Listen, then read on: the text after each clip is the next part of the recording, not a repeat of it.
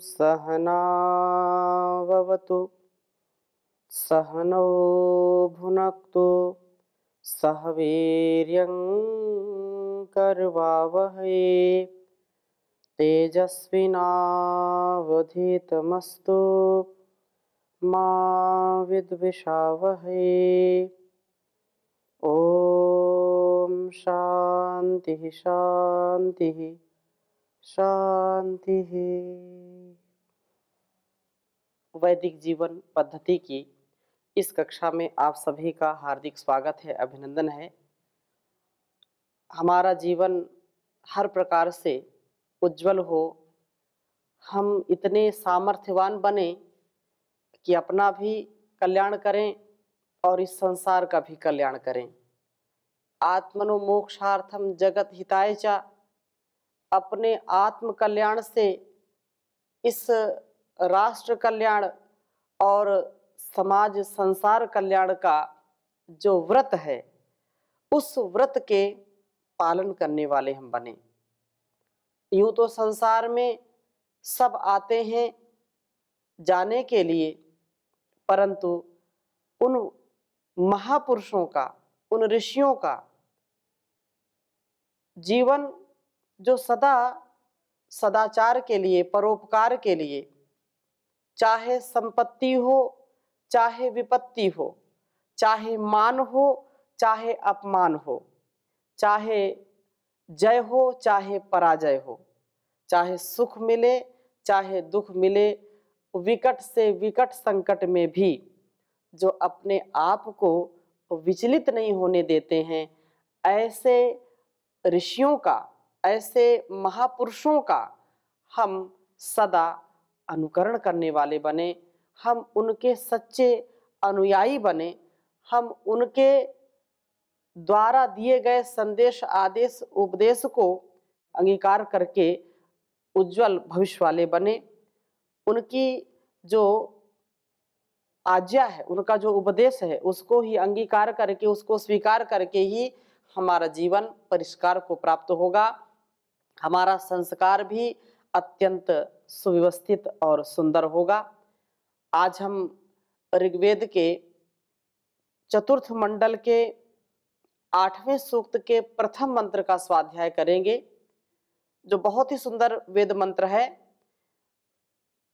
संपत्ति हो या विपत्ति हो, हमको दोनों की खरी कसौटी में उतरना चाहिए। खरा, ये परीक्षा है जीवन की। इस जीवन की परीक्षा में, इस संसार की जो चारों ओर से हमारी ओर दृष्टि होती है, संसार के लोग हमको देखते हैं और कुछ ना कुछ तो लोग कहते ही हैं, चाहे सुख हो चाहे दुख हो, चाहे संपत्ति से युक्त हो या विपत्ति से युक्त हो। कहने वाले कभी चूकते नहीं हैं, लेकिन हम दूसरों के कुप्रभाव से, दूसरों के कुसंस्कार से कभी भी प्रभावित नहीं होने चाहिए। संपत्ति व विपत्ति की परीक्षा कैसे करें, उसके विषय में बहुत सुंदर यहाँ पर वेद मंत्र है। पहला वेद मंत्र मैं लिखता हूं, इसको फिर चर्चा करूंगा।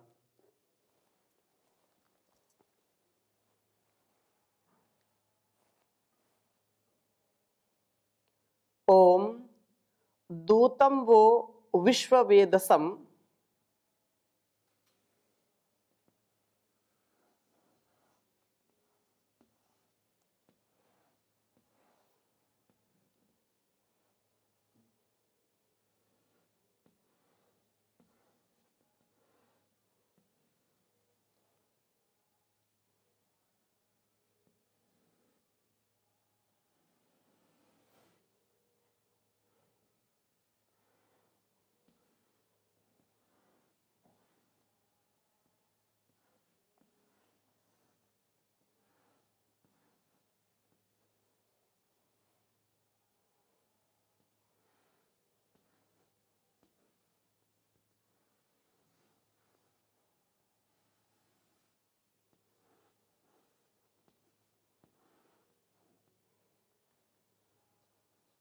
दूतम वो विश्ववेदसम हव्यवाहम अमर्त्यम।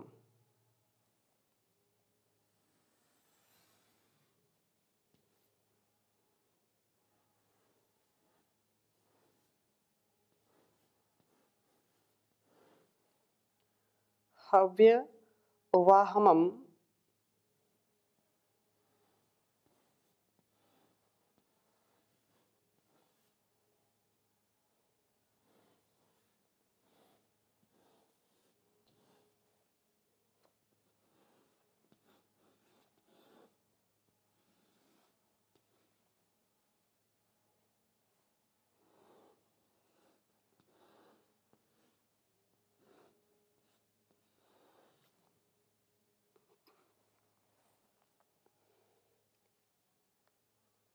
यजिष्ठम मृज्ञ से गिरा।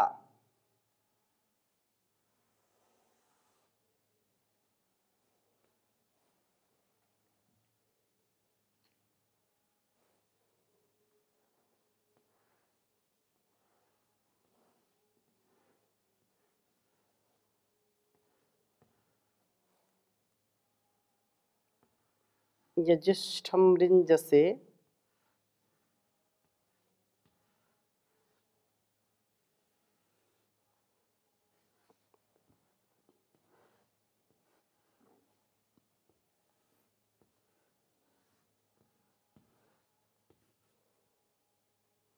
गिरा।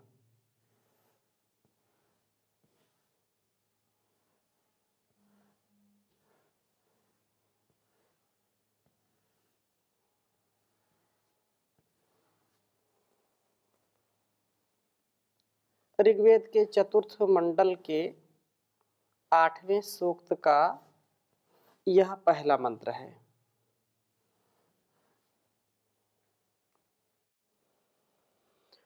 ओम दूतं वो विश्ववेदसं हव्यवाहमर्त्यं यज्जिष्ठं मृञ्जसे गिरा। ओम दूतं वो विश्ववेदसं हव्यवाहममृतं यज्जिष्ठं मृञ्जसे गिरा। बहुत सुंदर बात कही है कि दूतं वो विश्ववेदसं हव्यवाहम अमर्त्यमं यजिष्ठम मृञ्जसे गिरा। कहने का आशय यह है, इस वेद मंत्र का जो उपदेश है वह तुम उपासकों के दूतम, तपस्या की अग्नि में संतृप्त जो परीक्षा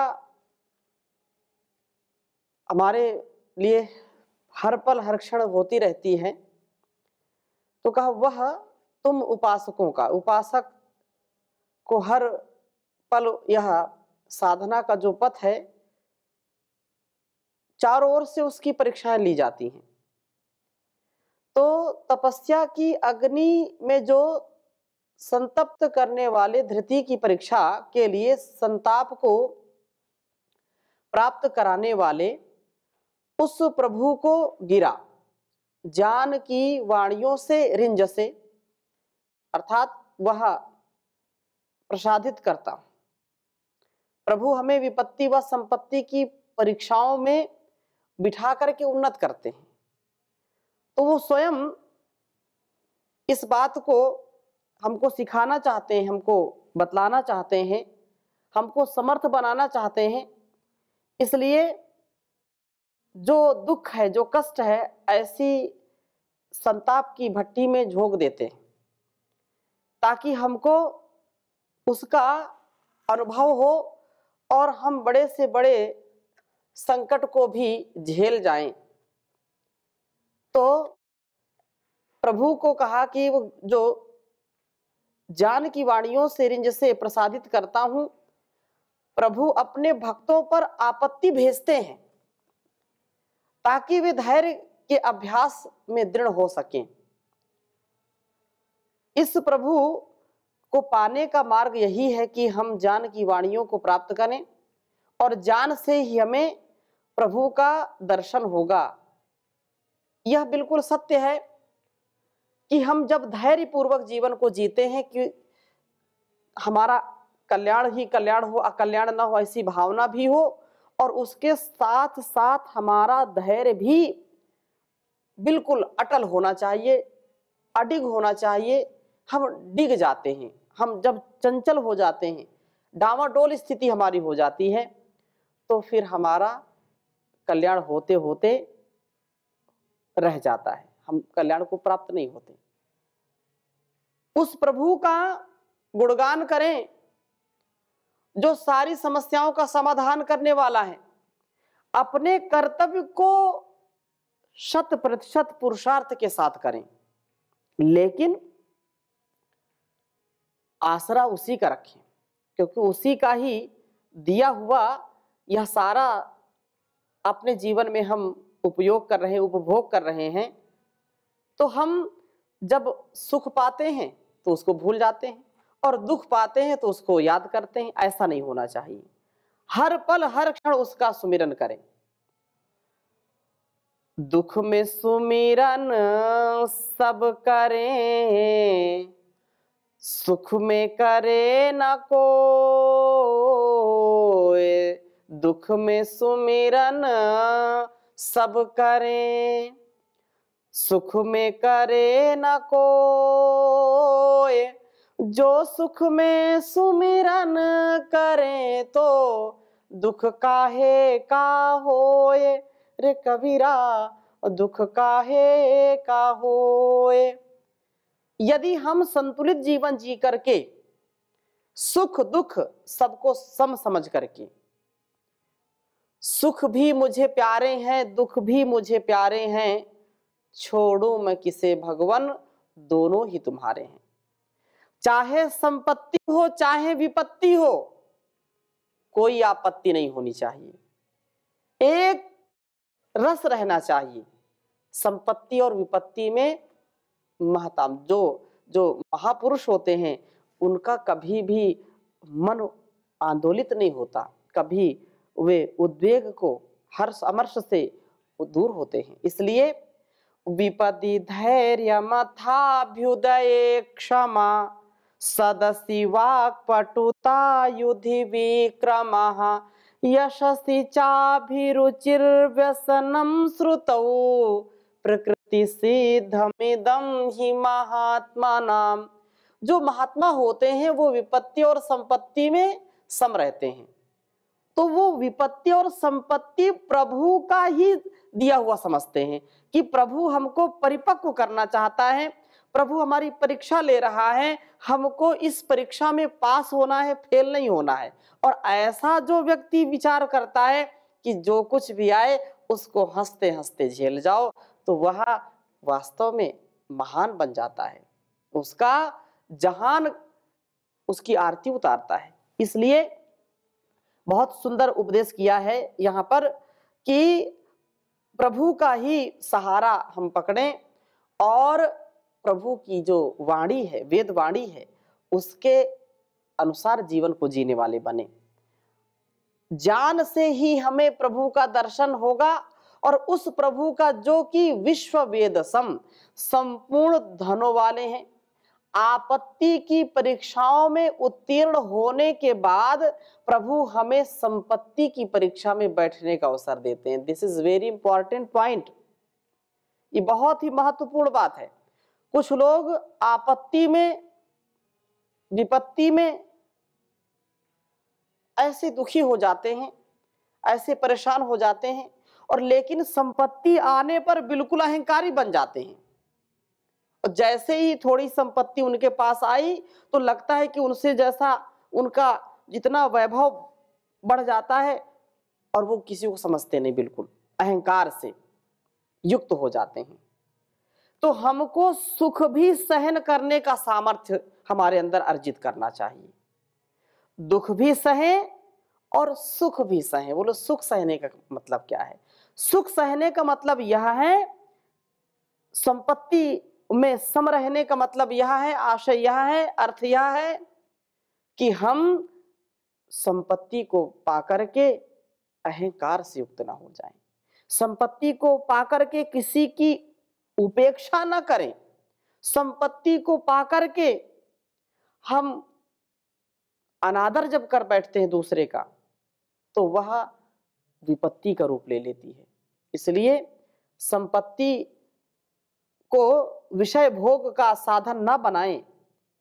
प्रभु हमें इस पर भी बैठ करके कि कितना भी जो है लाखों करोड़ों अरबों खरबों का मालिक बना देता है। प्रभु हमें खूब ही संपत्ति प्राप्त कराते हैं, और हमें यदि उस संपत्ति को विषय भोग के साधन के रूप में उसका हमने उपयोग किया और यज्ञों लोकहित के कार्यों में विनियुक्त नहीं करते, उसको नियुक्त नहीं करते, उसका प्रयोग नहीं करते हैं, तो हम उस परीक्षा में अनुत्तीर्ण हो जाते हैं। और यदि उसका सदुपयोग करते हैं, उस प्रभु के द्वारा दी गई संपत्ति का लोक कल्याण के लिए, समाज कल्याण के लिए, सबके हित के लिए, परोपकार के लिए, सत्कार के लिए उस धन का उपयोग करते हैं, तो समझो कि उस संपत्ति प्राप्ति में भी हम खरे उतर गए, हम उत्तीर्ण हो जाते हैं। तो विपत्ति में घबराना नहीं और संपत्ति में इतराना नहीं, दोनों में सम रहना, क्योंकि प्रभु का दिया हुआ दोनों ही है। उसको साधन बना करके आगे बढ़ना। संपत्ति को परीक्षा में उत्तीर्ण होने वाले व्यक्ति हव्य हैं, जो संपत्ति को पा करके उसको उसका सच्चे कामों में, अच्छे कामों में उसका विनियोग करते हैं, वे हव्य हो जाते हैं। और जिन्होंने लोकहित के कार्यों में अपनी आहुति दी है, वह प्रभु हव्यवाहम, इन हव्यों को अपने समीप प्राप्त कराने वाले हैं। और अमर्त्यम, हमें जन्म मरण के चक्र से ऊपर उठाने वाले हैं। अतएव वे प्रभु यजिष्ठम अधिक से अधिक उपासनीय हैं, संगतिकरण के योग्य हैं, वह समर्थनीय हैं। यज्ञ देव पूजा संगतिकरण दानेशु, यह जो भाव है यज्ञ का, तो यज्ञ देव पूजा संगतिकरण दानेशु 3 अर्थों में प्रयोग किया है। तो हम अपने इस जीवन को बहुत सुंदर से बनाए, क्योंकि सब कुछ उसी का दिया हुआ है, उसी में सब कुछ है। तो प्रभु हमें विपत्ति व संपत्ति की परीक्षाओं में बिठा देते हैं, और बिठा करके उन्नत जीवन हमारा हो, विकसित जीवन हो, ऐसा जीवन बनाते हैं। अंततः हमें जन्म मरण के चक्र से ऊपर उठाते हैं। इन प्रभु को हम जानवाणियों से प्राप्त करने का प्रयत्न करते रहें, और हम स्वयं अपने जीवन में उसको पाने वाले हों। यह अत्यंत महनीय है। वह प्रभु अलग अलग प्रकार से हमारा परिष्कार करता है, हमारा उद्धार करता है। हम सज्जन बने, दुर्जन न बने। हम जब अहंकार से युक्त हो जाएंगे तो संपत्ति कितनी भी हो। एक बहुत सुंदर श्लोक है, सुरूपम शरीरम नवीनम कलत्रम धनम मेरुतुल्यम वचश्चारु चित्रम हरेरंघ्रे मध्ये मनश्चेद लग्नम ततः किम ततः किम ततः किम ततः किम।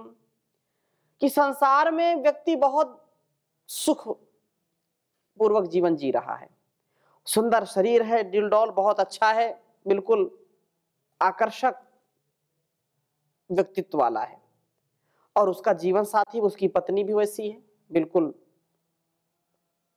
बहुत सुंदर पति या पत्नी दोनों हैं। स्वरूपम शरीरम नवीनम कलत्रम धनम मेरु तुल्यम, और धन धान्य से इतना परिपूर्ण है कि किसी बात की कमी नहीं, अरबों खरबों का वाली है। लेकिन उसका स्वभाव यदि हरि भक्त का नहीं है, और वाणी भी बहुत चारुचित्रम, वाणी भी बहुत अच्छी है, दूसरों को आकर्षित करती है, तो 4 चीजें हो गई। एक तो धनम मेरु तुल्यम, कहा कि स्वरूपम शरीरम, अच्छा सुंदर शरीर हो, ये पहला। दूसरा, जीवन साथी भी सुंदर हो, अच्छा हो, अनुकूल हो। तीसरा, धन दौलत बहुत हो। और चौथा, व्यवहार भी उसका बहुत अच्छा हो, वाणी भी अच्छी हो। ये 4 चीजें हैं। परंतु यदि जिस लिए जीवन हमारा मिला है, यदि हमको प्रभु की भक्ति नहीं आती है, यदि हम प्रभु के भक्त नहीं हैं, उस परम पिता परमेश्वर के, उस परम माता जगत जननी जगत पिता के यदि हम बच्चे होकर के उसकी कृतज्ञता को स्वीकार नहीं करते, उसके द्वारा दिए गए उपदेश आदेश संकेत संदेश को आत्मसात नहीं करते, तो ततः किम ततः किम ततः किम ततः किम, उस शरीर से, उस जीवन साथी से, उस धन दौलत से, उस वाणी से कोई भी हमारा कल्याण होने वाला नहीं है। कल्याण कब होगा? जब हम वेद वाणी का अपने तन और मन वचन से उसका पालन करने वाले बनेंगे।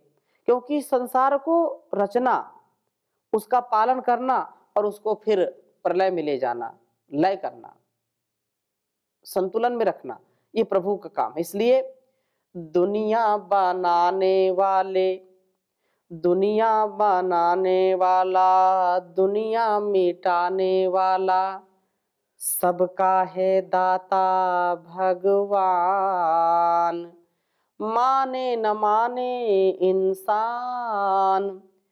रंग रंग के फूल खिलाए, सूरज और चांद बनाए, रंग रंग के फूल खिलाए, सूरज और चांद बनाए, सागर धरती व आसमान, माने न माने इंसान।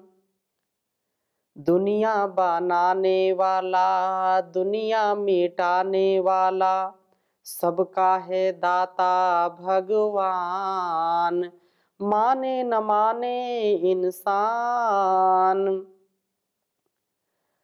आंखें ना हाथ उसके, ना कोई आकार देखो, आंखें ना हाथ उसके, ना कोई आकार देखो, ना ही औजार कोई, ना कोई आधार देखो, पतझड़ दिखलाने वाला, बादल बरसाने वाला, पतझड़ दिखलाने वाला, बादल बरसाने वाला, सबका है दाता भगवान, माने न माने इंसान। चलती ना रिश्वत खोरी, उसके दरबार कोई, अपना बेगाना उसका, ना रिश्तेदार कोई, सुनता है वह तो सबकी, कर ले पुकार कोई, सज्जन हंसाने वाला, दुर्जन रुलाने वाला, सबका है दाता भगवान, माने न माने इंसान। निर्जन भयानक वन से चाहो घर पार जाना, तप और भक्ति के द्वारा मुक्ति के द्वार जाना, पथिक मंजिल से पहले हिम्मत ना हार जाना, उलझन सुलझाने वाला, मार्ग दिखलाने वाला, सबका है दाता भगवान, माने न माने इंसान।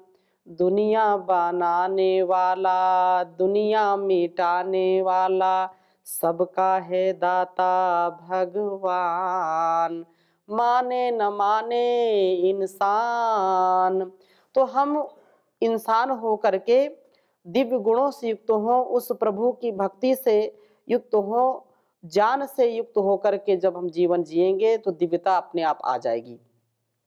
इसलिए दूसरे मंत्र में भी बहुत सुंदर बात कही है, कहा कि ओम सही वेदा वसुधितिम महा आरोधनम दिवहा सा देवाम एह वक्षति। कहा कि सह वे प्रभु ही वसुधितम, अर्थात वसुधितम सब धनों को धारण करने का सामर्थ्य, सब प्रकार से सामर्थ्यशाली है वे। वसुधितिम सब धनों का धारण को, वेद विद जाने, विद लाभे विद सत्तायाम, तो वे सब जानते हैं, वे प्रभु हमें सब आवश्यक वस्तुओं को प्राप्त कराते हैं, वे महान हैं, पूजनीय हैं। प्रभु ही वास्तव में दिवहा आरोधनम, आरोहणम अर्थात प्रकाशमय लोक के आरोहण को, सीढ़ी को प्राप्त कराते हैं। हम अंधकार से दूर हो जाएं, प्रकाश से युक्त हो जाएं, तो वह सन्मार्ग प्रभु ही हमको दिखलाते हैं। उसमें हम चलकर उत्तमोत्तम गुण कर्म स्वभाव वाले बनते हैं और अंततः प्रकाशमय लोक में हमारा निवास होगा। सह वे प्रभु ही वस्तुओं को प्राप्त करा के तथा प्रकाशमय लोक पहुंचाने का मार्ग प्रशस्त करते हैं, मार्ग दिखलाते हैं। यह इस जीवन में देवान उस दिव्य गुणों को आवक्षति प्राप्त कराते हैं। निर्धनता व अज्ञान, ये दोनों ही बातें दिव्य गुणों के विकास की विरोधनी है। हम निर्धनता से बचें, हम धन ऐश्वर्यों के स्वामी, वयम श्याम पतयोरेणाम, हम धन ऐश्वर्यों के स्वामी होने चाहिए और अज्ञान से दूर होकर के, ज्ञान से युक्त होकर के जीवन जीना चाहिए हमको। इसलिए दोनों दिव्य गुणों का आधान हमको करना चाहिए, अर्थात हम धन धान से परिपूर्ण हो, ज्ञान विज्ञान से परिपूर्ण हो, तो दिव्य गुणों से युक्त हो जाएंगे, दिव्य गुणों का विकास होगा और वस्तुओं की प्राप्ति व ज्ञान दोनों ही हमारे लिए कल्याणकारी हैं। प्रभु हमारे लिए वस्तुओं को प्राप्त कराते हैं, ज्ञान के मार्ग को दिखाते हैं।